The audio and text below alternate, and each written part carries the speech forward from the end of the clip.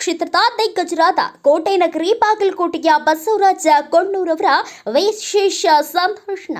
ಕೋಟೆನಗರಿ ಬಾಗಲಕೋಟೆಯವರಾದ ಬಸವರಾಜ ಕೊಣ್ಣೂರು ಇವರು ಇದುವರೆಗೂ 40,000ಕ್ಕೂ ಹೆಚ್ಚು ಅಧಿಕ ಹಾಡುಗಳಿಗೆ ಸಾಹಿತ್ಯ ಬರೆದಿರುವ ಸಾಹಿತ್ಯ ಕ್ಷೇತ್ರದ ದಿಗ್ಗಜ ಎನ್ನಬಹುದು. ಇವರು 14ನೇ ವಯಸ್ಸಿಗೆ ಸಾಹಿತ್ಯ ಕ್ಷೇತ್ರಕ್ಕೆ ಕಾಲಿಟ್ಟ ಬಸವರಾಜ ಕೊಣ್ಣೂರು ಅವರು ಜಾನಪದ ನಾಟಕ, ಕನ್ನಡ ಚಲನಚಿತ್ರಗಳಿಗೆ ಸೇರಿದಂತೆ ಕುಳಿತ ಜಾಗದಲ್ಲಿಯೇ ಹಾಡುಗಳಿಗೆ ಸಾಹಿತ್ಯ ರಚನೆ ಮಾಡುವ ಅಗಾಧವಾದ ಸಾಹಿತ್ಯದ ಭಂಡಾರವೇ ಬಸವರಾಜ ಕೊಣ್ಣೂರು ಅಂದರೆ ತಪ್ಪಾಗಲಿಕ್ಕಿಲ್ಲ. ಇನ್ನು ಪ್ರಶಸ್ತಿಗಳ ಸರಮಾಲೆಯೇ ಇವರಿಗೆ ಹುಡುಕಿಕೊಂಡು ಬಂದಿವೆ ಎನ್ನಬಹುದು. ಗಾನ ಗಂಧರ್ವ ಎಸ್.ಪಿ. ಬಾಲಸುಬ್ರಹ್ಮಣ್ಯಂ ಇವರ ಸಾಹಿತ್ಯ ಪ್ರತಿಭೆಯನ್ನ ಮೆಚ್ಚಿ ತಮ್ಮ ನಿವಾಸಕ್ಕೆ ಕರೆಸಿ ಸಿಹಿ ತಿನ್ನಿಸಿದ್ದು ಇವರ ವಿದ್ವತ್ತಿಗೆ ಹಿಡಿದ ಕನ್ನಡಿಯಾಗಿದೆ ಎನ್ನಬಹುದು. ಇನ್ನು ಖ್ಯಾತ ಗೀತ ರಚನೆಕಾರ, ಗೀತಪ್ರಿಯ, ಜ್ಞಾನಪೀಠ ಪ್ರಶಸ್ತಿ ವಿಜೇತ ಶಿವರಾಮ್ ಕಾರಂತ್, ಕುವೆಂಪು, ದ.ರಾ. ಬೇಂದ್ರೆ ಅವರ ಕಾರ್ಯಕ್ರಮದಲ್ಲಿ ಶಾಯರಿ ಹೇಳಿ ಶಭಾಸ್ ಗಿರಿ ಪಡೆದು ಅವರ ಕೈಯಿಂದ ಪ್ರಶಸ್ತಿ ಪಡೆದ ಹಾಡಿಗೆ ಸಾಹಿತ್ಯ ಬರೆಯುವುದರಲ್ಲಿ ತಮ್ಮದೇ ಛಾಪು ಮೂಡಿಸಿದ್ದಾರೆ. ಇನ್ನು ಹೆಸರಾಂತ ಆಡಿಯೋ ವಿಡಿಯೋ ರೆಕಾರ್ಡಿಂಗ್ ಸಂಸ್ಥೆಗಳಾದ Ananda audio, Ashwini audio, Shweta audio, Gulshan Kumar ಸ್ವತಃ ಮುಂಬೈಯಿಂದ ಬೆಂಗಳೂರಿಗೆ ಆಗಮಿಸಿ ಬಸವರಾಜ ಕೊಣ್ಣೂರು ಅವರನ್ನ ಭೇಟಿ ಮಾಡಿ ಗುಲ್ಶನ್ ಕುಮಾರ್ ಮಾಲೀಕತ್ವದ ಟಿ ಸೀರೀಸ್ ಸಂಸ್ಥೆಯವರು ಇವರ ಸಾಹಿತ್ಯದ ಹಾಡುಗಳನ್ನು ರೆಕಾರ್ಡ್ ಮಾಡಿ ಕ್ಯಾಸೆಟ್ ಬಿಡುಗಡೆ ಮಾಡಿ ಲಕ್ಷಾಂತರ ಕ್ಯಾಸೆಟ್ಗಳ ಮಾರಾಟವಾದ ಹೆಗ್ಗಳಿಕೆಗೆ ಸಾಹಿತಿ ಬಸವರಾಜ ಕೊಣ್ಣೂರು ಅವರಿಗೆ ಸಲ್ಲುತ್ತದೆ. ಕ್ರೇಜಿ ಸ್ಟಾರ್ ರವಿಚಂದ್ರನ್ ಅವರು ಇವರ ಸಾಹಿತ್ಯದ ಕ್ಯಾಸೆಟ್ಗಳನ್ನು ನೋಡಿ ಇವರನ್ನ ಸಂಪರ್ಕಿಸಿ ಬೆಂಗಳೂರಿಗೆ ತಮ್ಮ ನಿವಾಸಕ್ಕೆ ಕರೆಸಿಕೊಂಡು ತಮ್ಮ ಈಶ್ವರಿ ಆಡಿಯೋ ವಿಡಿಯೋ ರೆಕಾರ್ಡಿಂಗ್ನಲ್ಲಿ ಭಕ್ತಿ ಗೀತೆಗಳಿಗೆ ಬಸವರಾಜ ಕೊಣ್ಣೂರು ಅವರಿಂದ ಸಾಹಿತ್ಯ ಬರೆಸಿ ಕ್ಯಾಸೆಟ್ ಬಿಡುಗಡೆ ಮಾಡಿದ್ದು ಇವರ ಅದ್ಭುತ ಸಾಹಿತ್ಯದ ಜ್ಞಾನವನ್ನು ತೋರಿಸಿಕೊಡುತ್ತದೆ. ಇನ್ನು ಕನ್ನಡ ಚಲನಚಿತ್ರದ ಮೇರು ನಟರಾದ ಡಾಕ್ಟರ್ ರಾಜ್ಕುಮಾರ್, ಉದಯ್ ಕುಮಾರ್ ಹಾಗೂ ನಿರ್ದೇಶಕ ಗೀತಪ್ರಿಯ, ಸಾಹಿತಿಗಳಾದ ಚನ್ವೀರ್ ಕಣ್ವಿ, ಖ್ಯಾತ ಪತ್ರಕರ್ತರಾದ ರವಿ ಬೆಳಗೇರಿ ಅವರಿಂದ ಪ್ರಶಂಸೆಗೆ ಪಾತ್ರರಾಗಿದ್ದಾರೆ.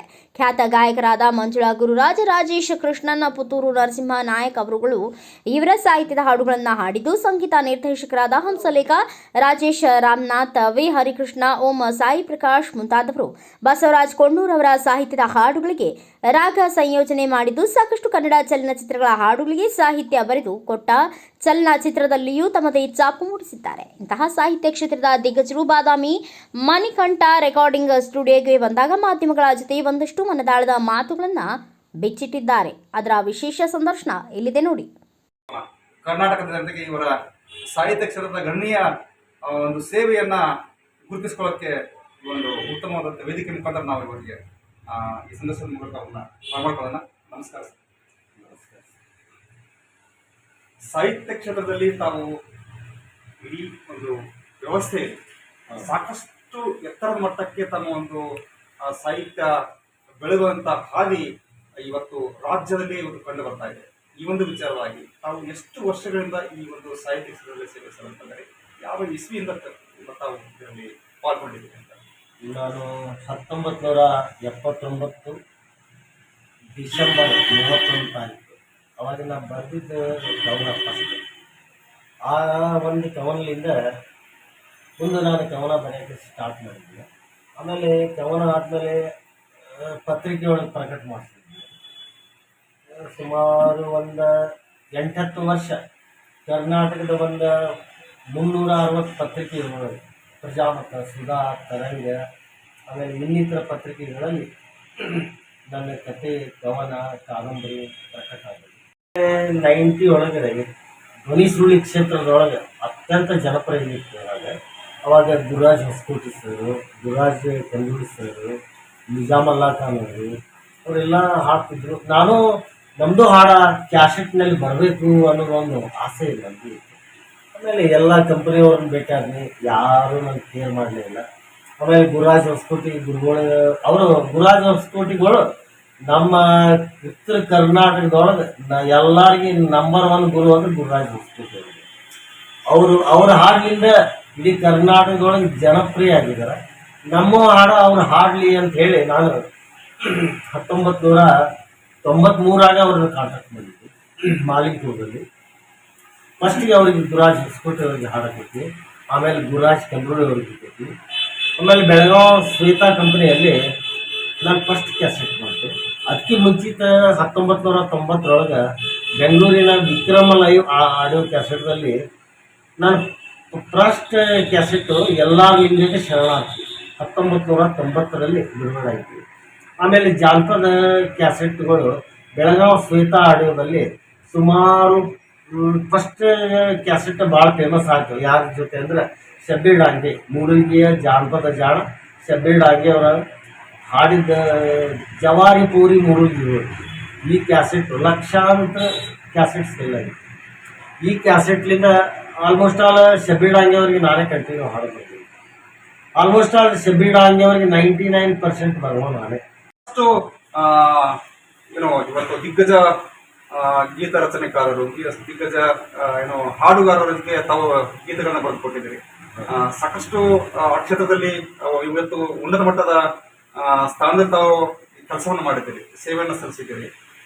ಈ ವಿಚಾರವಾಗಿ ತಾವು ಎಂತೆಂಥ ಏನು ಗೀತ ರಚನೆಕಾರರು, ಸಂಗೀತ ಸಂಯೋಜಕರು ಮತ್ತೆ ಸಂಗೀತ ನಿರ್ದೇಶಕರ ಜೊತೆಗೆ ತಾವು ಕೆಲಸ ಮಾಡಿದ್ರಿ ಅಂತ ಆ ಒಂದು ವಿಚಾರವಾಗಿ ಹೇಳೋದಾದ್ರೆ?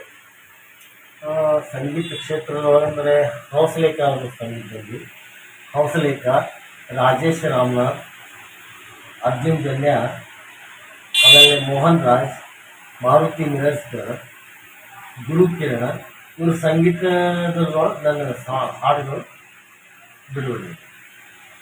ಮತ್ತೆ ತಮಗೆ ಸಾಕಷ್ಟು ಇವತ್ತು ಈ ಒಂದು ಸೇವೆಗೆ ಸಾಕಷ್ಟು ಬಿರುದುಗಳು, ಲಕ್ಕುಗಳಂತ ಬಿರುದುಗಳು ತಾವು ಬಿರುದನ್ನು ಪಡೆದುಕೊಂಡಿದ್ದೀರಿ. ಈ ಜೊತೆಗೆ ಈಗಾಗಲೇ ಸಾಕಷ್ಟು ಗೀತೆಗಳನ್ನ ತಾವು ರಚಿಸಿಕೊಟ್ಟಿದ್ದೀರಿ. ಯಾವ ಯಾವ ಖ್ಯಾತ ಗಾಯಕರು ನಿಮ್ಮ ಗೀತೆಗಳನ್ನ ಹಾಡಿದ್ದಾರೆ ಅಂತ? ಮೊದಲನೇದಾಗಿ ಹೇಳ್ಬೇಕಂದ್ರೆ SP ಬಾಲಸುಬ್ರಹ್ಮಣ್ಯಂ, ಶ್ರೀ ಅಶ್ವಥ್, ಮಂಜುಳಾ ಗುರು, BR ಛಾಯಾ, ಶಂತಾ ಮಲ್ನಾಥ್, ಅಜಯ್ ವಾರಿಯರ್, ಹೇಮಂತ್, ರಾಜ್ ಶ್ರೀನಾಥ್. ಆಮೇಲೆ ಉತ್ತರ ಕನ್ನಡದಲ್ಲಿ ಅಂದರೆ ಗುರುರಾಜ್ ಹೊಸಕೋಟಿ, ಗುರುರಾಜ್ ಕಂದೂಳಿ, ನಿಜಾಮಲ್ಲಾ ಖಾನ್, ಬಸವರಾಜ್ ದಿವಾರಿ, HB ಪರೀಕರ್ ಮುಂತಾದವರು ಹಾಡಿದ್ದಾರೆ. ಸುಮಾರು ಯಾವ ರೀತಿ ಈ ಒಂದು ಕ್ಷೇತ್ರದಲ್ಲಿ ಬೆಳೆದು ಬರಬೇಕು ಅಂತ ನಿಮಗೆ ಏನಾದರೂ ಈ ಬಗ್ಗೆ ಉತ್ಸಾಹ ಯಾವ ರೀತಿ ಬಂತು ಅಂತ? ಯಾವ ವಯಸ್ಸಿನಿಂದ ಇದ್ರ ಈ ಕ್ಷೇತ್ರದಲ್ಲಿ ಸೇವೆ ಸಲ್ಲಿಸ್ತಾ ಇದ್ದಾರೆ? ನಾ ಫಸ್ಟ್ ಹಾಡ ಬರೆದಾಗ ದಿವಸದ ನನಗೆ ವಯಸ್ಸು 14. 14ನೇ ವಯಸ್ಸಿಂದ ಈ ಒಂದು ಸೇವೆಗೆ ತಾವು ಧುಮುಕಿದ್ದೀರಿ. ಒಂದು ಹುಡುಗಿ ಮೇಲೆ ಹಾಡ ಬರ್ತದೆ. ನನ್ನ ಪ್ರೀತಿಯ ಮಲ್ಲಿಗೆ ಬಾರೆ, ನನ್ನೊಲವಿನ ಗೆಳತಿ ನೀನು, ನೀನಿಲ್ಲಿಗೆ ಬೇಗನೆ ಬಾರೆ, ಬಾರೆ ನೀಡುವ ತಾರೆ. 14ನೇ ವಯಸ್ಸಿನಿಂದ ಪ್ರಾರಂಭವಾದಂಥ ಈ ಸಾಹಿತ್ಯ ಒಂದು ಏನು ಜರ್ನಿ ಇವತ್ತು ಇಲ್ಲಿವರೆಗೂ ಬೆಳೆದು ಬಂದು ಇವತ್ತು ಇಷ್ಟೊಂದು ದೊಡ್ಡ ಮಟ್ಟದಲ್ಲಿ ತಾವು ಒಂದು ಸೇವೆಯನ್ನು ಸಲ್ಲಿಸ್ತಾ ಇದ್ದೆ.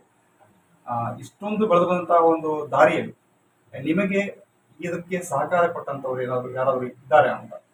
ಇದಕ್ಕೆ ಸಹಕಾರ ಕೊಟ್ಟವರಲ್ಲೇ ಮೊದಲು ನಮ್ಮ ತಾಯಿಯವರು, ನಮ್ಮ ತಂದೆ ತಾಯಿ ನನ್ನ ಸಾಹಿತ್ಯಕ್ಕೆ ಪ್ರೋತ್ಸಾಹ ಕೊಟ್ಟರು. ಈ ಸಾಹಿತ್ಯದ ಮಾರ್ಗದರ್ಶನ ನನ್ನ ತಂದೆ ತಾಯಿ. ಅವ್ರಲಿಂದ ನಾ ಈ ಕ್ಷೇತ್ರದೊಳಗೆ ಜನಪ್ರಿಯ ಅದಕ್ಕೆ ಜನಪ್ರಿಯ ಅಂತ ಏನಲ್ಲ, ಈ ಕ್ಷೇತ್ರದೊಳಗೆ ನಾವು ಸೇವೆ ಸಲ್ಲಿಸ್ತಾ ಇದ್ದೀರಿ. ಸೇವೆ ಸಲ್ಲಿಸಕ್ಕೆ ಅವರೇ ಕಾರಣ. ತಂದೆ ತಾಯಿಯಿಂದ ಆಶೀರ್ವಾದ.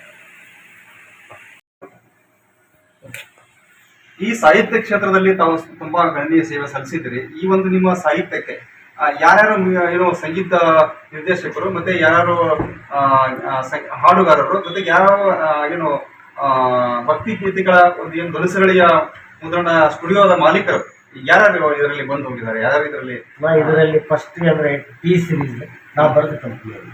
T series Tips, Venus, Lahari, Anand audio, Ashwini audio, Jhankar audio, Shweta audio. ಸುಮಾರು ಶ್ವೇತಾ ಆಡಿಯೋಲಿಂದ ನನ್ನ ಒಂದು 300 ಕ್ಯಾಸೆಟ್ ರಿಲೀಸ್ ಆಗಿದೆ. ಶ್ವೇತಾ ಆಡಿಯೋ. ಆಮೇಲೆ ಆನಂದ್ ಆಡಿಯೋದಲ್ಲಿ 240 ಕ್ಯಾಸೆಟ್ ರಿಲೀಸ್ ಆಗಿದೆ.